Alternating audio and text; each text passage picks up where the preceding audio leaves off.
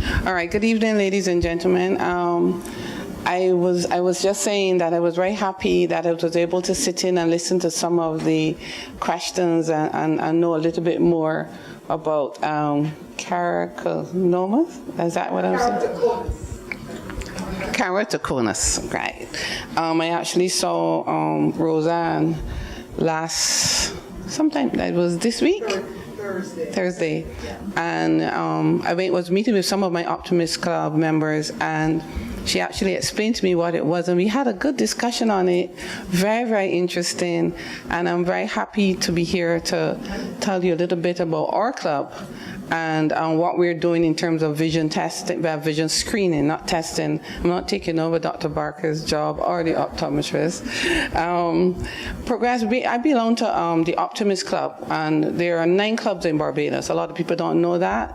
They think that, I think we are the best kept secret, to be quite honest with you. And my club is the Progressive Optimist Club, and we started in 2010. We chartered our club then, and over the years, we've worked with the youth. Our aim really is to bring out the best in the youth, our communities and ourselves all in the same time. What we've been doing is a number of community projects, and one of them is very dear to me, is what we call Progressive 2020. And we started it in 2012. We have an optometrist in our club. She would have chartered the club with us. And she was the person, it was her brainchild, and we just took it and ran with it. And what we do, our aim is to have to do vision screening to all primary school children, because we deal with the primary school in this case, to get them to see what is happening in the primary schools before they move on. So we look at we actually screen the 3rd and 4th.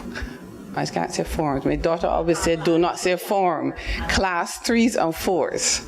Class 3 and 4 of the primary schools. So our aim is to go through all of the primary schools, just screening class 3s and 4s. From 2012, we have screened over 3,000 students.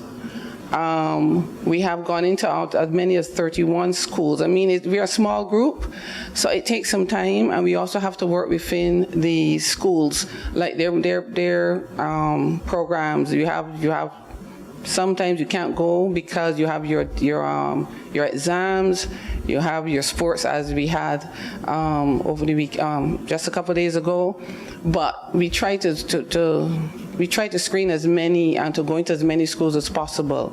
We've also extended it out to some of our other clubs for them to start doing it as well, to help us, because we have something like 106 primary schools in Barbados, and we've only touched 31. Some of our other clubs have done some as well, but we've done the most so far. The actual program, what we do, how we started, we had actually contacted the Ministry of Education and explained what we want to do. We provided them the proposal. They were happy, they were in agreement, because there are cases where you have students who are sitting in a class and the teachers are saying they're not learning, they're not understanding, but it is that they cannot see.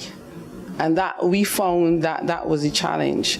So that's the reason that we will say third form, class 4, class 3 and 4, because obviously you're going into the common entrance. We would love to do more, but according to optometrists, sometimes is from class 3 or maybe class 2 sometimes, it is a good way to gauge whether the child has a challenge. So what we did, the optometrist, what she did with us, she taught us how to screen. She trained us. She set up the eye test chart, and did all of the different, explained everything to us so that we can go and test children. And she set up a form where we can fill in information. So for example, you will have a child, you have to set it up 20 feet away. I learned then that's what 2020 meant. I did not know that before. So 2020 means you have to set up your chart 20 feet away. So we will go into the schools, and now it is easy for us because all the principals know that we at Progressive are the persons who do the 2020 screening. So we will just call the principal, talk to them, send them a letter, and arrange to go into the schools. We do a site visit. We look for a room that we can actually have the chart set at 20 feet away. You put your 2 chairs where the child sit in one and you sit next to them, and you conduct your screening. Now, it is a little more technical. I'm making it sound simple. It's a little bit more technical than that, but with training, it becomes easy. So you're able to spot when a child is squinting, as I noticed you mentioned earlier, and this is good for us because now we will be able to see if maybe when I see a child squinting, or she says, oh, I've been having allergies all the time. I heard when you said that. Some children say, oh, my eyes run wet all the time because I have allergies. And now we'll be able to put down a note that, so that when the optometrist looks at the forms that we fill out, because that's what happens. After we do the screening, we actually give all of the forms to the optometrist. She goes through them, and she'll be able to see where, what child needs further testing. When that child is identified to have further testing, we as a group would actually refer them to an optometrist, or I think they also can, if they choose to go to the polyclinic, that's fine, but we refer them. And refer them through the school, actually. And then what happens is, if they have to get glasses, then we would assist. We will either, if there's a case where there's a challenge and they need to have them, get them free, we would assist in that case.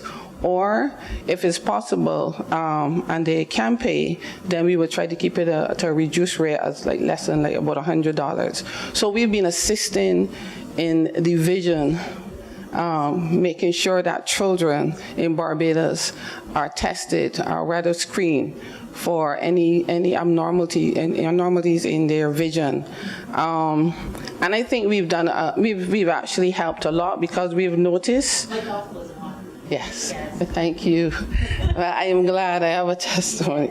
But we've noticed that in all the time, what we've done, I would say about 15% of them, of the 3,000 students, we have referred, and they have been helped. And we're going to continue to do this, because we think it's something that we need to give back. And the reason I joined Optimist was to give back to the community, and I want to do it with the youth.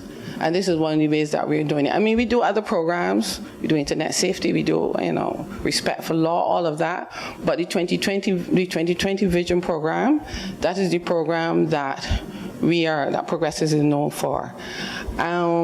Roseanne has said that you wanted to start this similar program in secondary schools. And that's a good idea, because we stop at class 4. When they go on to secondary school, we are hoping that we would have caught them before they got to secondary school. It is not always possible, because we find that sometimes when we do carry out the screening, there's some children who are not at school.